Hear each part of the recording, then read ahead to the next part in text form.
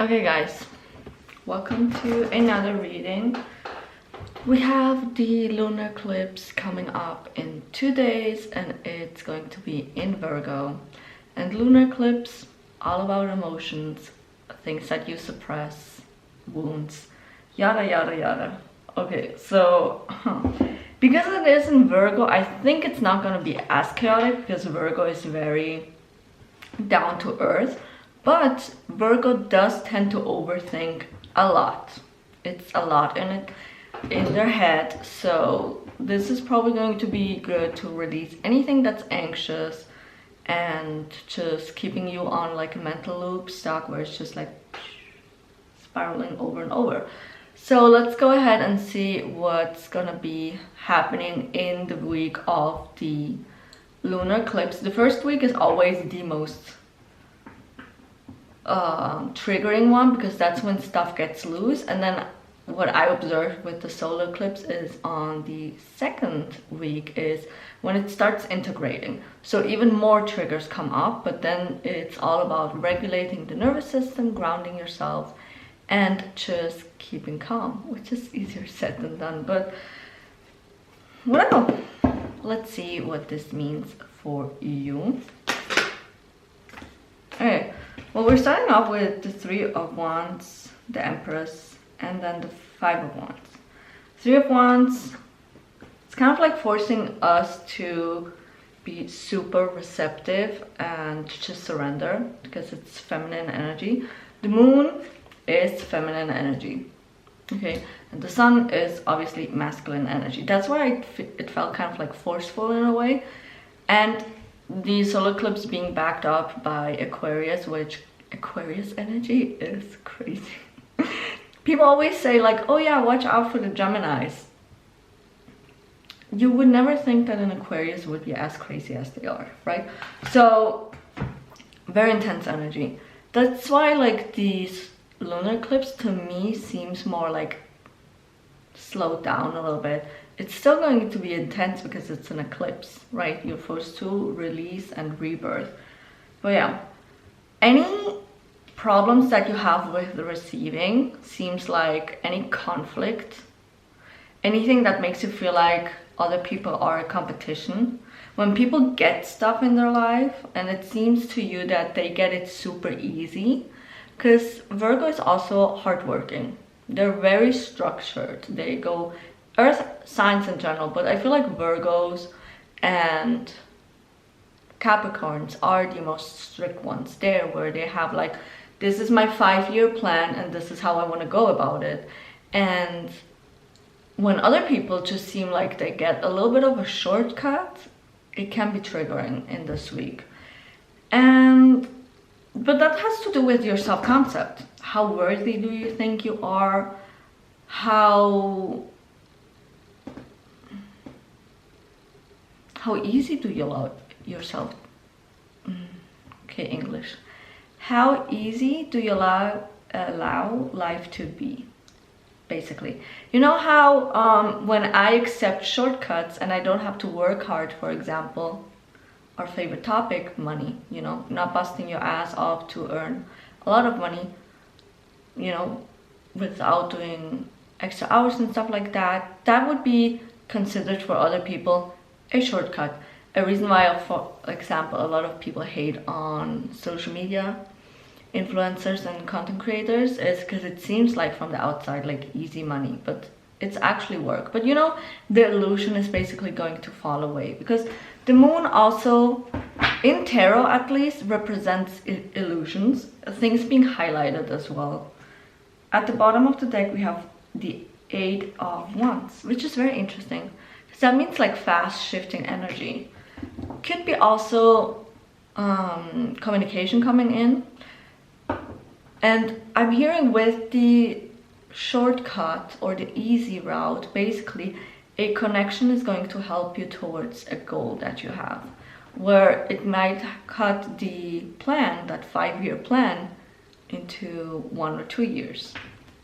So be open about it. Don't let the strict part of you get too much in the middle of like, oh no, I have to work and earn my way through it. If something's being presented to you on the silver platter, you shut up and you take it. Five of Cups and then the Knight of Pentacles. Yeah. You're gonna feel a huge, tremendous loss this week because of that part of you shedding away that needs to fall. Prepare now, okay? You're watching this video. This is your go-ahead. This is the green light. This is telling you what are you planning this week. So whenever you have a crash out moment, that brings you right back to center. Are you gonna have like a self-care routine ready for when you pamper yourself? Something that calms you down instantly? You need to have it ready. You cannot wait until last minute and be like, I'm too overwhelmed to find something to regulate me. Prepare now. Again, Virgo, very organized people. I feel like 10 of Cups, yeah, okay. Don't have to elaborate there. It's just really, you have to bring yourself back to center. What else, Spirit? What else does this lunar eclipse hold for you guys? Six of Cups and then the Seven of Swords. Okay, so you're stuck in a mental loop about like things from your childhood that are gonna get out. You're gonna be purging that. So definitely make sure that you do some inner child soothing. I usually like doing that by, for example, for me, I like playing video games. That's very like inner child healing because I didn't play that much as a kid, or I had like limited time that I was allowed. For example, I remember these kids playing well into the night at like almost like 3 a.m. and all that, but when I was in bed I was not allowed to touch my console at all, you know, it had to be off. Did the rebellious side of me still play under the covers? Yes, but you know, it created this kind of perception that I'm not allowed to do things whenever I want, I guess. So for me, playing now is very healing. So, or in general, what did your inner child enjoy in general? Shows, have your TV show ready. Favorite comfort food when you were a kid. That's a way, for example, that you can do the self-regulation. But there's like a specific childhood wound that's gonna come up.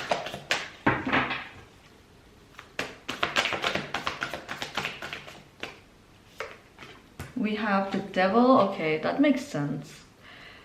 Cycle breaking could also be here temptation of like just wanting to stay stuck in the old loop. So shadow work there is necessary where you ask yourself, what makes this letting go so hard? Like, if I get to be fully free of this limiting belief and this wound, why does it feel like a loss? Why would I feel empty? Those are also preparations that you can do. Look into your birth chart where you have a Virgo placement. I have a Virgo placement with Mars in my 8th house. So for me, this eclipse is gonna hit hard because the 8th house, I feel like some of you have 8th house placements as well, where it's all about transformation, rebirth, the occult. And maybe even for some of you that are in a relationship, I'm hearing like this is gonna bring up like, hope I don't get flagged by YouTube this, but like any sexual wounds that you have or intimacy wounds are gonna be flaring up like crazy. So make sure again, like you have ways to regulate yourself. If you have any Virgo placements, especially like a very specific house, I'm also getting like 7th house placements, which are relationship and connections, and 11th house placements, which are community based and also public service, I guess. Let me check real quick. 11th house, community, collective, friendship, social circle, wishes, earned wealth, philanthropy, and adopted or stepchildren. Ooh. Okay, so when I said like childhood wounds and uncertainty, this is definitely for someone that was adopted, where there's still kind of like this you have an inner child wound where you still ask yourself to this day, why was I abandoned? Why did they not want me? That one really needs to be healed, because it's gonna affect your love life. Because that abandonment wound is so deep that you always will feel like someone's always going to abandon you, and that's not good. I said 7th house, right? So partnership, relationship, marriage, life partners, business partners, relating. Don't know what that means. Just like very randomly just relating. Then foreign affairs and contracts. So super important to see there. 8th house placement. We have the, let me put this one here. Queen of Cups and then the Hierophant. So the way you taught yourself, or that you were taught love and compassion and to be that receiving energy, that very nurturing energy, or what you have perceived that way. I'm seeing like a family setting where it's kind of like distorted the image of, this is what I thought it was supposed to be like, but this is actually what you're supposed to embody. That illusion is also gonna fall away. This is for my divine feminine, where you feel like you always have to be the strong woman and pour your cup out to everyone else first before you pour it for you. If you're supposed to be the nurturing character in the family setting, then your cup needs to be full first. And this might seem very contradictory to a lot of people, but it is. If you have observed in your family how the women always gave too much because they felt like they needed to sacrifice themselves, because otherwise, where is my worth? That generational trauma needs to stop. And we have the Death card at the bottom of the deck, so am I good or am I good? Okay, let's ask the fairies. We'll have the deck upside down.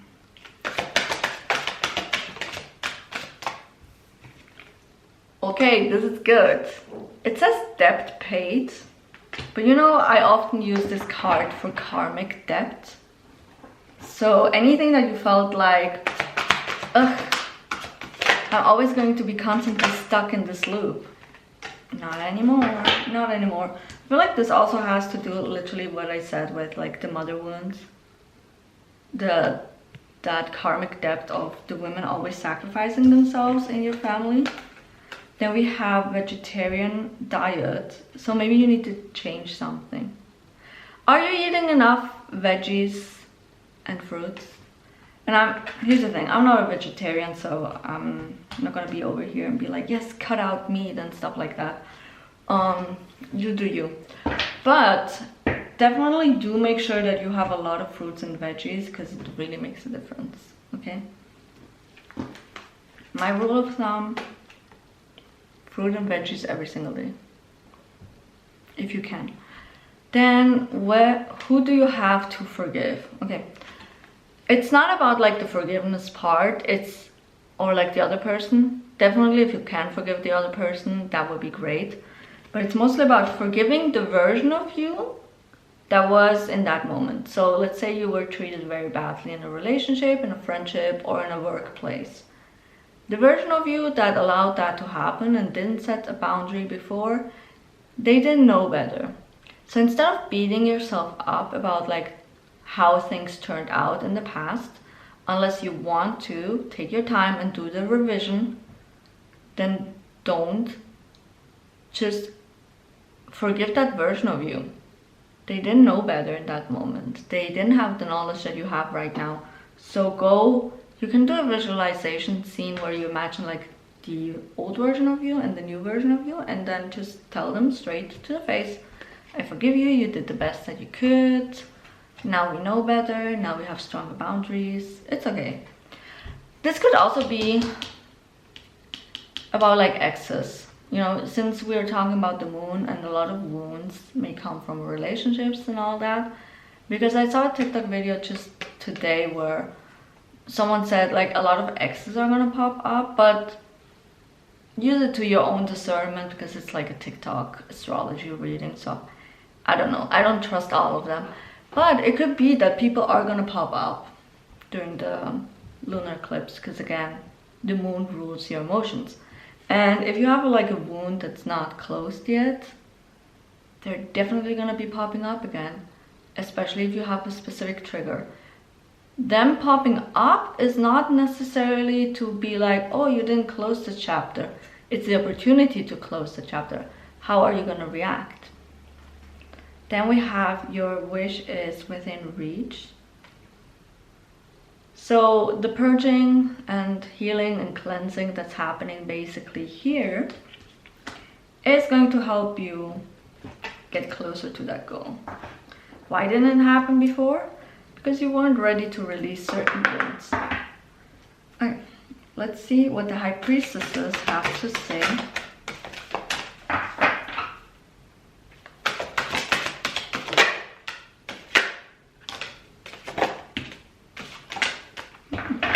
A lot. Okay, let's start with this one. You should listen to the call of the moon goddess. She's gonna lead you to the spiritual path of completion. Okay, again, look into your moon sign this week. That's also a way that you can see how to regulate yourself the best through your moon sign. I have an Aries moon, so for me, movement is very good because it takes like a lot of energy. And also I heard screaming. When I'm angry, I really do feel the need to be just like scream out loud, right? So figure out and see if you can find it online, how you can regulate yourself or release emotions through your moon sign. Then we have the Dark Priestess is waiting for you. So yeah, shadow work is unavoidable this week. You have to. And I know a lot of you don't want to, but you have to, okay? Then we have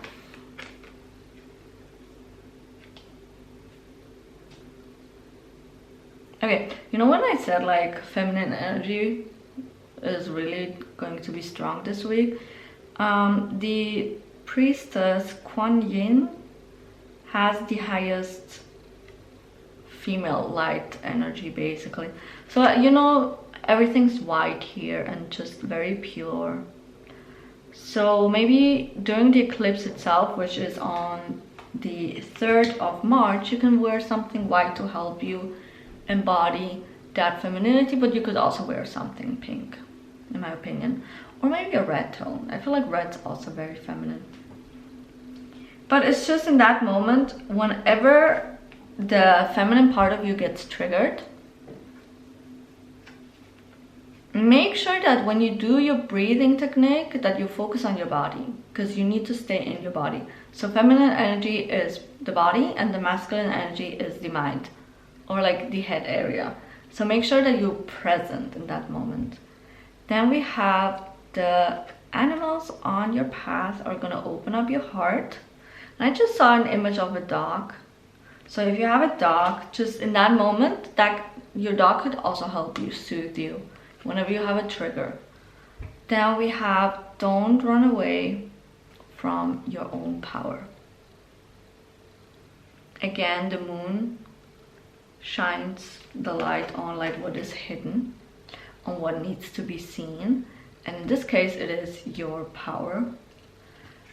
Or like the strongest qualities that you have, you know.